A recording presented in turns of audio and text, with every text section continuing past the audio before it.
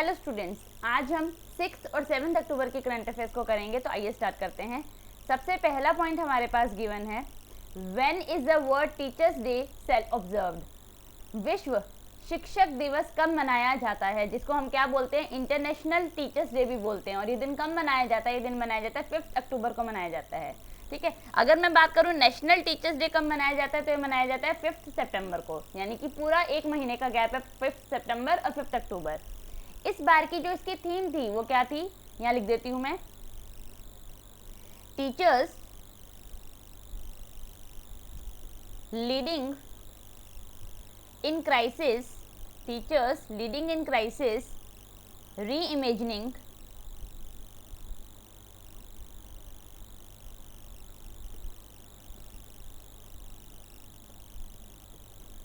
The future.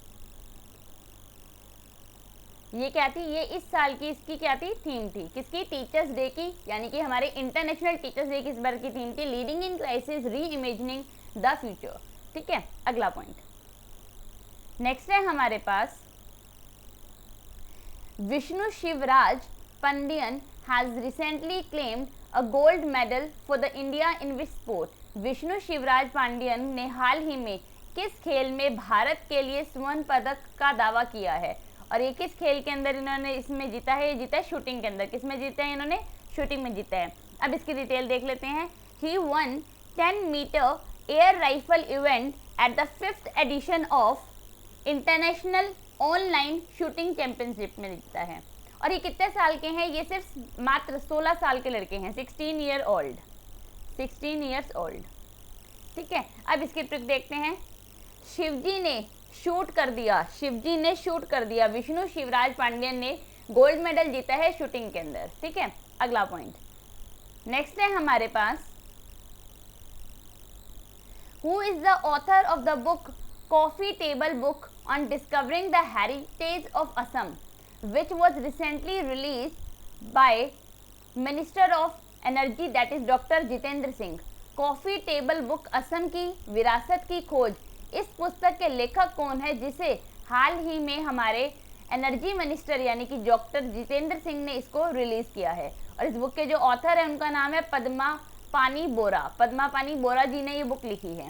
ठीक है, अब यहाँ पे हमने बात कर ली है कि जितेंद्र सिंह क्या है, हमारे एनर्जी मिनिस्टर है, बट ये बुक किस बारे में है। The book depicts the heritage, faith, believes and traditions of different tribes and sub tribes living in Assam, यानी कि असम के जो लोग ट्राइब्स के हैं उनके बारे में बुक उन्होंने लिखी है। ठीक है, अब इसकी ट्रिक देखते हैं। जीतू ने कॉफी पी पद्म अवार्ड्स के अंदर, जीतू ने कॉफी पी पद्म अवार्ड्स में, यानी कि जीतू से जितेंद्र सिंह का नाम, कॉफी से यानी कि कॉफी टेबल बुक जो इन्होंने रिलीज की है, और पद्म यानी कि पद्मा पानी बोरा जी की ये बुक है। ठीक है, अगला पॉइंट नेक्स्ट है हमारे पास, what was the profession of Mishti Mukherjee who has recently passed away. Mishti Mukherjee का पेशा क्या था जिनका हाल ही में निधन हो गया। और मिष्टी मुखर्जी बाय प्रोफेशन क्या थी, बाय प्रोफेशन वो बॉलीवुड एक्ट्रेस थी। ठीक है, जिनका हाल ही में क्या हो गया, निधन हो गया। इसकी ट्रिक, मिस करेंगे उस एक्ट्रेस को, यानी कि मिष्टी, मिस से क्या बनेगा, मिष्टी मुखर्जी जो क्या थी, हमारी बॉलीवुड एक्ट्रेस है जिनका हाल ही के अंदर क्या हुआ, देहांत हुआ है। ठीक है, अगला पॉइंट नेक्स्ट है हमारे पास, the DRDO recently conducted successful test firing of a new version of Shaurya nuclear capable ballistic missile and it is a dash category of missile, यानी कि ये किस तरह की मिसाइल थी। DRDO ने हाल ही में शौर्य परमाणु सक्षम बैलिस्टिक मिसाइल के एक नए संस्करण की सफल परीक्षण फायरिंग की है। ये मिसाइल किस श्रेणी की है और ये कैसी मिसाइल थी, ये थी सरफेस टू सरफेस मिसाइल थी। कैसी थी, सरफेस टू सरफेस मिसाइल थी। अब इसके बारे में डिटेल देखते हैं। Missile would be lighter and easier to operate in comparison with existing missile, यानी कि जो एग्जिस्टिंग मिसाइल है उससे बहुत ज़्यादा लाइटर और ईजियर होगी इसको ऑपरेट करना। और ये कहाँ पे इसका जो किया गया है टेस्ट फायरिंग, ये की गई है उड़ीसा के अंदर। और it can strike target at around 800 kilometre, यानी कि एक बारी के अंदर ये टारगेट कितना ले सकते हैं, 800 किलोमीटर्स का। DRDO सबसे पहले इसका हेडक्वार्टर कहाँ है, इसका हेडक्वार्टर है नई दिल्ली के अंदर। इसके जो हमारे चेयरमैन हैं उनका नाम क्या है, चेयरमैन का नाम है सतीश रेड्डी, डॉक्टर सतीश रेड्डी। सतीश रेड्डी जी। और इसकी फुल फॉर्म क्या है? Defence research and development organisation. Defence research and development organisation क्या है? इसकी फुल फॉर्म है। ठीक है, अगला पॉइंट नेक्स्ट है हमारे पास professor Pushpa Bhave, a social activist who has passed away recently was famous as the Iron Lady of। उनको आयरन लेडी कहाँ की कहा जाता था? प्रसिद्ध सामाजिक कार्यकर्ता प्रोफेसर पुष्पा भावे, जिनका हाल ही में निधन हो गया, वो डैश की लो महिला के रूप में प्रसिद्ध थी। यानी कि उनको कहाँ का कहा जाता था? उनको कहा जाता था आयरन लेडी ऑफ मुंबई। कहाँ का कहा जाता था? मुंबई की आयरन लेडी कहा जाता था पुष्पा भावे जी को। ठीक है, अगला पॉइंट नेक्स्ट है हमारे पास the world space week that is WSW is being observed every year between. और ये दिन कब मनाया जाता है? यानी कि एक हफ्ता ये कब मनाया जाता है? विश्व अंतरिक्ष सप्ताह हर साल किस डेट के बीच में मनाया जाता है? और ये मनाया जाता है 4 to 10 सितंबर के बीच में इसको मनाया जाता है। इस बार की जो इसकी थीम थी, यानी कि इस बार की 2020 की जो इसकी थीम थी वो थी satellite improve life. Satellite improve life, ये क्या थी? इसकी इस बार की थीम थी। अब इसकी ट्रिक देख लेते हैं। हर बार ऐसे करते हैं 10 बार स्पेस पे गए वो चारों, 10 बार वो स्पेस पे गए चारों, यानी कि 10 और 4 से बनेगा 4 से 10 अक्टूबर हम मनाया हमने विश्व अंतरिक्ष सप्ताह। और कहाँ गए? स्पेस पे गए, यानी कि विश्व अंतरिक्ष सप्ताह कब मनाया जाता है? 4 से 10 अक्टूबर को के बीच मनाया गया। ठीक है, अगला पॉइंट नेक्स्ट है हमारे पास prime minister Narendra Modi inaugurated a 5 days global virtual summit on artificial intelligence called RAISE 2020। What does R stands for in RAISE? RAISE के अंदर R की फुल R का क्या है? प्रधानमंत्री नरेंद्र मोदी ने आर्टिफिशियल इंटेलिजेंस पर 5 दिवसीय वैश्विक आभासी शिखर सम्मेलन का उद्घाटन किया, जिसे RAISE 2020 शिखर सम्मेलन कहा गया। RAISE में R का क्या अर्थ है? RAISE में R क्या है? रिस्पॉन्सिबल। क्या है? रिस्पॉन्सिबल। ठीक है, अब इसकी मैं आपको फुल फॉर्म बता ही देती हूँ। Responsible artificial intelligence for social empowerment. R for responsible, AI for artificial intelligence और SE फॉर सोशल एम्पावरमेंट। ठीक है, और ये कब से कब तक मनाया गया? ये मनाया गया 5 से लेकर 9 अक्टूबर तक ये मनाया गया। 5 to 9 अक्टूबर, यानी कि ये अभी मनाया जा रहा है, 5 से स्टार्ट हो चुका है। अब इनका मेन पर्पस क्या था, यानी कि मेन ऑब्जेक्टिव क्या था इस समिट के पीछे? It aim to highlight India's vision and it was attended by, और ये किन किन ने अटेंड किया? सबसे पहला नाम आता है ministry of electronics and IT department, यानी कि इंफॉर्मेशन टेक्नोलॉजी डिपार्टमेंट, जो है रविशंकर प्रसाद जी। इन्होंने क्या किया? इस मीटिंग को अटेंड किया है।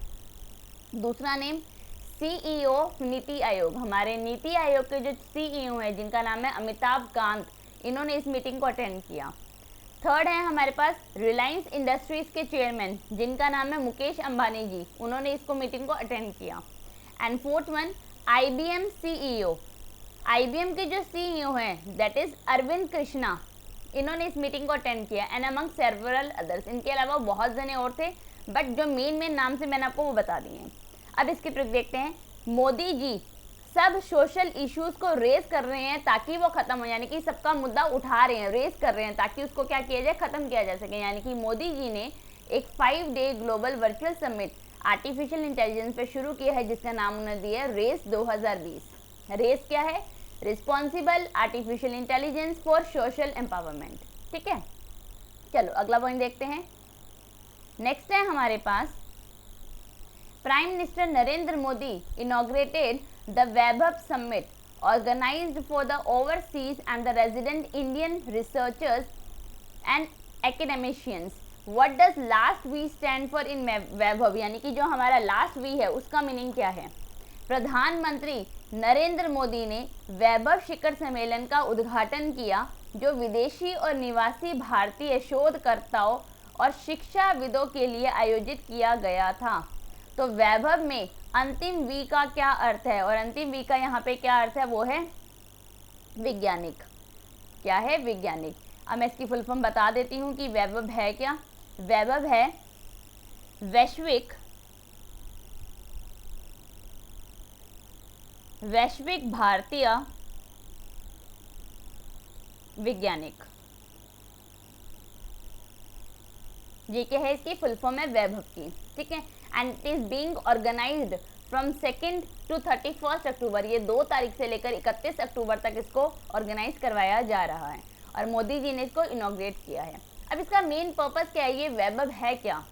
It aimed to bring Indian origin luminaries in academic institutes and research and development organisation across the world, यानी कि जो बाहर के हैं वो यहाँ पे इंस्टीट्यूट्स में आकर क्या करेंगे, वहाँ पे एक तरह से सेमिनार टाइप कुछ देंगे ताकि हम ये बता पाए वैश्विक भारतीय वैज्ञानिक जो बाहर के भारतीय हैं, जो इंडियन ओरिजिन वाले हैं, वो यहाँ पे हमारे इंडिया में आके कुछ रिसर्चर्स की हेल्प कर पाएँ या उनको मोटिवेट कर पाएँ, ठीक है।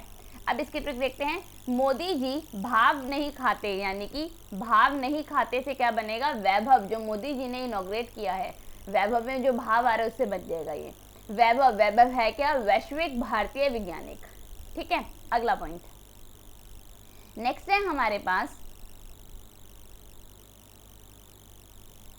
Prime which project has been launched by the union government to digitise all provident fund and pension related activities of the coal mines provident fund organization, that is CMPFO।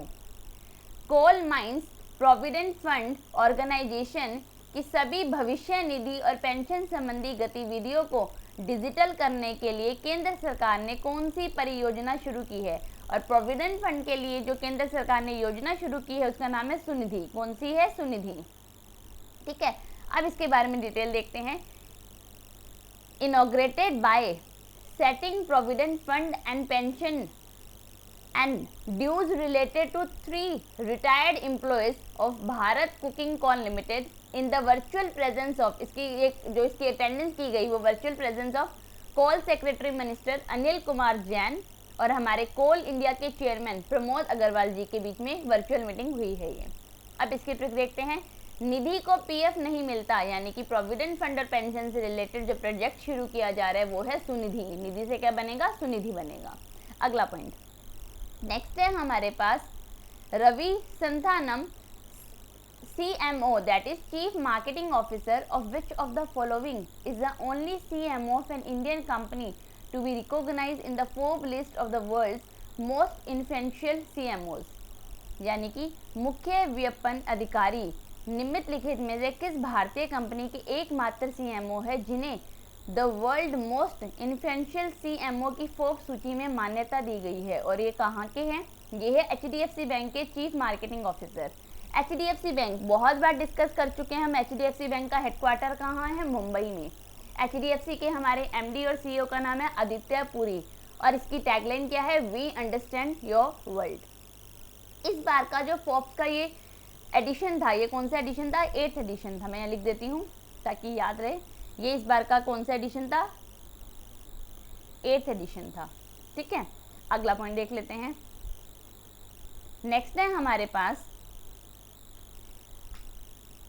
What state has launched? Which state आएगा? Which state has launched gram Darshan which will allow accessibility to data of development projects of 619 gram panchayat of the state?